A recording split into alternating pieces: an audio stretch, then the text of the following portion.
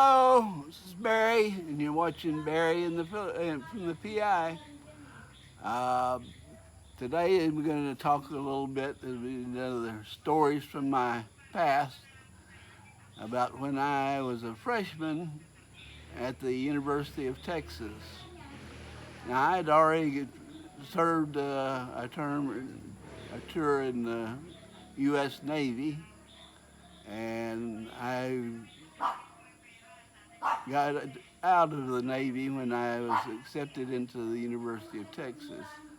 It was right just a couple of months before my first tour was up due to leave the service.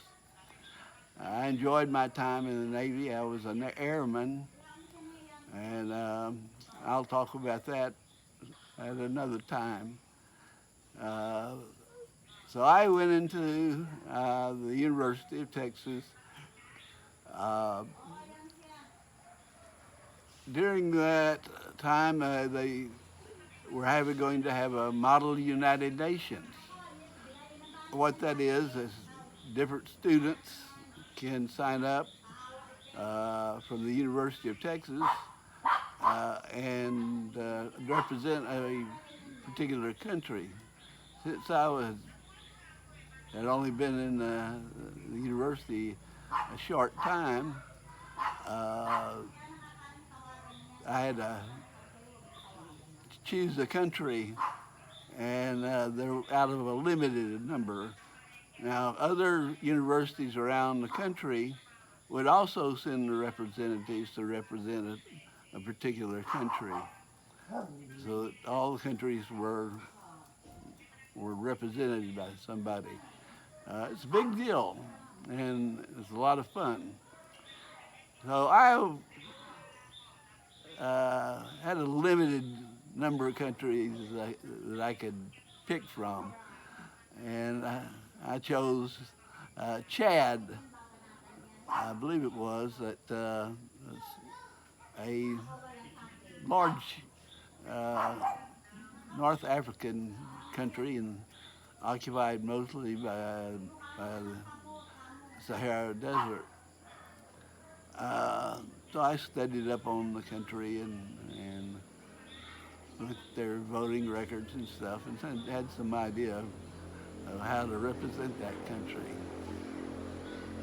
Uh, During that time, there was a group of students representing the United Kingdom. You know, it's a pretty important part of the United Nations. And as we argue about stuff and discuss the things, uh, I would often give one of their representatives a hard time, and his name was James Todd, and I'll call him Jim, and still do. And we would argue, and to the entertainment of the rest of the countries. And Jim and I became very good friends after that, and then he and I joined together and represented that future uh, model United Nations. So I had a lot of fun in discussing and debating and arguing. Uh, I had to figured I had to stand out a little bit, so I was willing to get into the fights with other countries. Uh, so that turned out pretty good, and so I knew I wanted to keep on doing that. This was 1964, which is a volatile time internationally anyway. China was not represented. The People's Democratic Republic of China, I would say, in other words, Mao's China. Uh, it was represented by the Republic of China, which is Taiwan. Uh, So I could always throw in a little wrench in there by challenging the credentials of the Chinese representatives. Because how that little small nation of 22 million came to represent a population of over 1 billion people there. So that always caused the fight. And I did pretty well. I got recognized that by the group that puts these on at the university, and became friends with several of those students.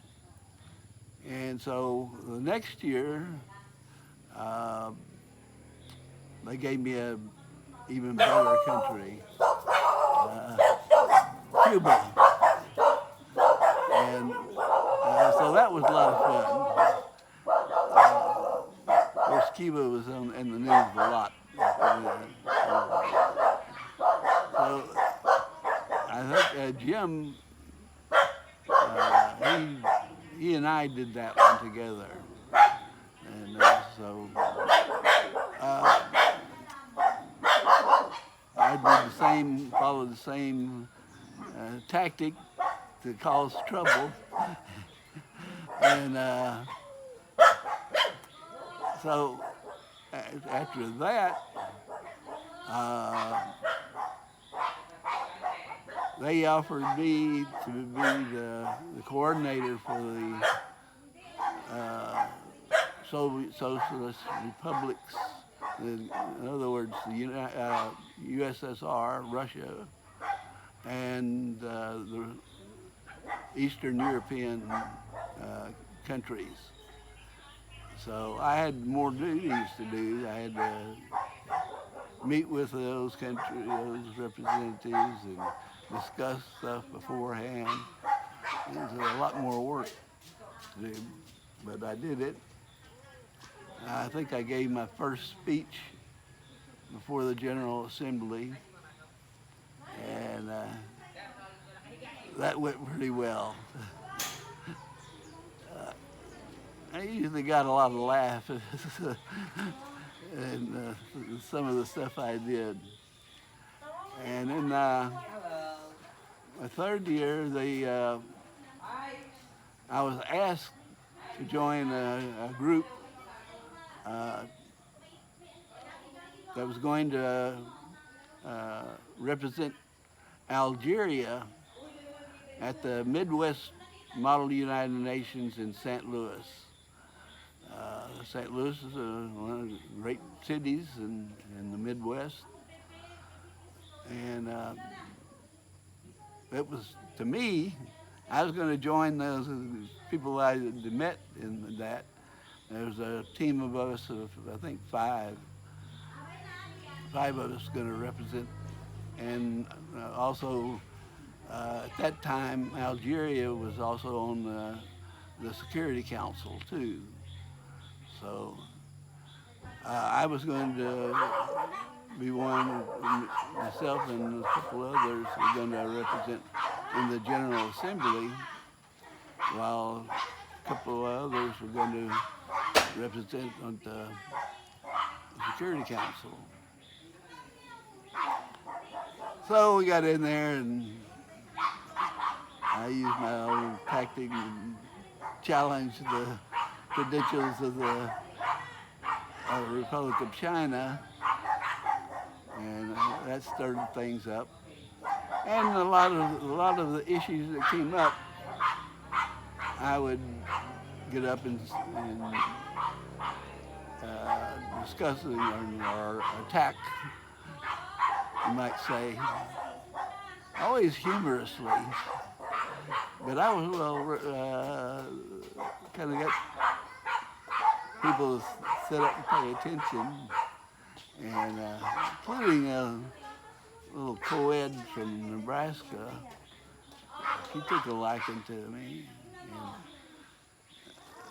and we and the guys, I think one of the other guys had a girlfriend there too, And so I treated them, well, I had to pay for it. Took them to the Playboy Club in St. Louis. That was a private club, only for members, and very, very nice, and really good drinks too. So we went out and had a good time. But most of this stuff was all paid for by the university, this particular group at the university that puts those on. And so I was sitting there, things were kind of slow in the General Assembly at that time, and the other two guys, the guy that was the leader of our team, he came and said, "Barry, things are kind of shitty in the Security Council. Won't you come up and stir things up a little bit?" So I went there, and they just stood back and let me go. And during the discussion there, this French, the guy that was representing France, they're permanent members of the Security Council, like the United States, Soviet Union at that time, and the UK. Oh, this French guy said, "Oh, we've discussed this. The Big Four had already discussed this, and this is what we should." "What are you talking about, the Big Four? Seems like not too long ago we kicked your ass out of Albania because it was a colony of France at one time." And that stirred everything. They broke up. And that's just what they wanted me to do. And so after that, I went back to the General Assembly and continued on. These are usually about the last 3 days. So at the end, they announced that in the General Assembly, they said, "Is there an objection on the CBS News and Walter Cronkite are here to film the closing session?" And everybody turned around to me, looking at me to see if I was going to do anything. Now, I wanted to stand up and say, Algeria objects, because everyone knows that Walter Cronkite and CBS News are part of the international Zionist conspiracy. And they said, "No, don't do that." So I didn't do that, but I wanted to. But I had a great trip and enjoyed it. And in the fourth year of doing it, they let me pick my country. And Jim and I were still a team. And we took Albania. Albania was led by a very harsh dictator that nobody liked other than China. They were allied with communist China. And so I figured, well, I could do some real good thing here. And so I wrote a speech to give at the opening of the General Assembly. And Jim had got me a little hat, like an Albanian style hat. And so my time was to go up, and, it was several hundred people there, maybe close to 1,000 people in there. And I get up there to give my speech. And so I took off my shoe.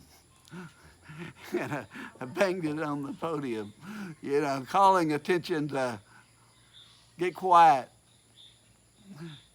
And, and then I gave my speech. Really good. And got a lot of laughs that day.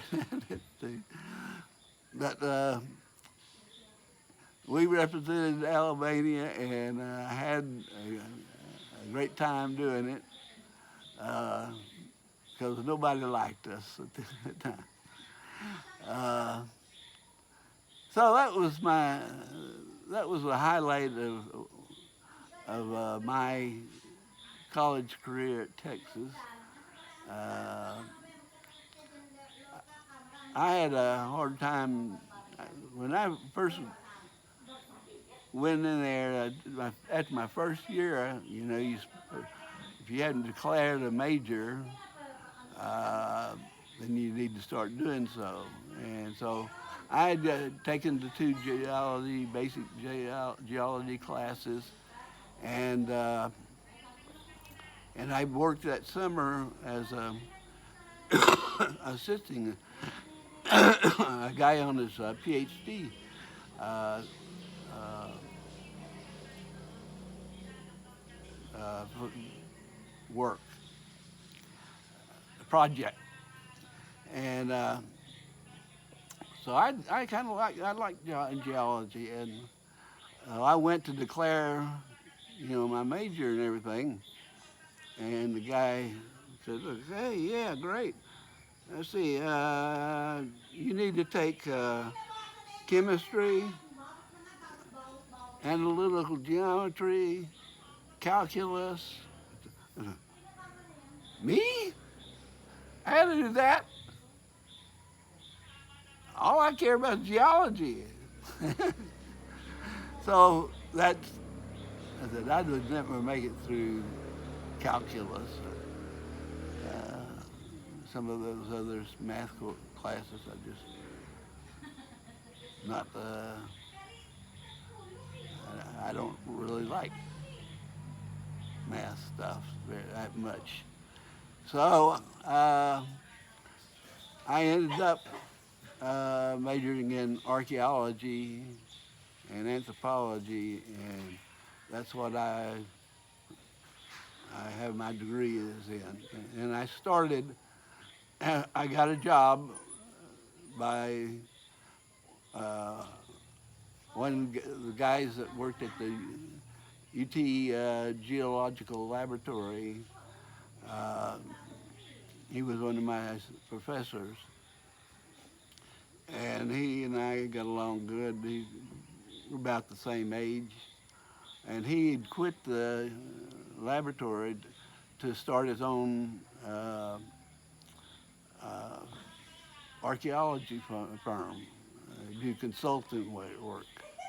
Uh, and I was the only one that was hired that just had a bachelor's. So after a while, he said, "Barry, I can't let you do a project until you get your master's. So why don't you just go ahead and go work on your master's?" "Oh, okay," I said, "I'll do that." And I entered the University of Texas at San Antonio, which had a very good archaeology department, and it was headed by one of my favorite archaeologists, who's a Mayan and Mesoamerican culture expert. He's got some great books out. So he was my faculty advisor, and so I started doing that, and realizing I can't do this full time like that. I've got to work. And about that time, I got a notice from the federal government.